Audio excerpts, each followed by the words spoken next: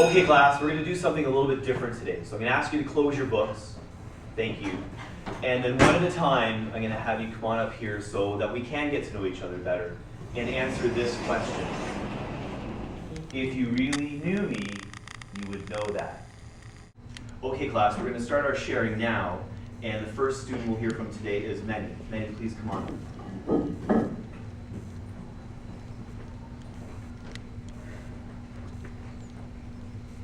If you really knew me, you would know that things are better at school than they are at home. I lost my mom when I was young, and my father is always with me.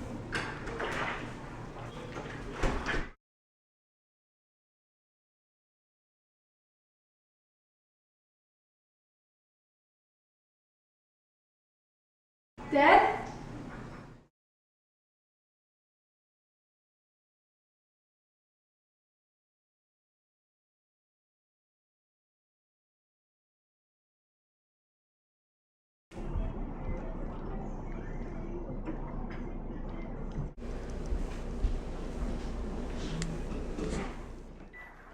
Hi, Princess. I'm sorry. I know you're getting tired of hearing this, but I have to stay at work for a couple more hours. There's a list in the fridge. I expect it all to be done when I get home. I know you miss your mom, but we just have to make the best of it between the two of us. Richard, did you finish that project? Oh, I'm sorry, honey. I gotta go.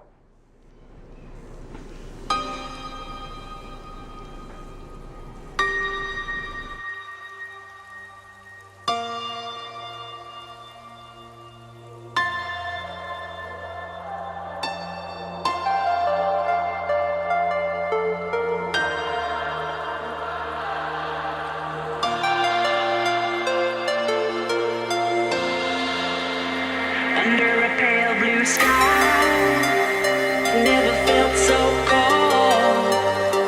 Another sleepless night. How could you ever let go?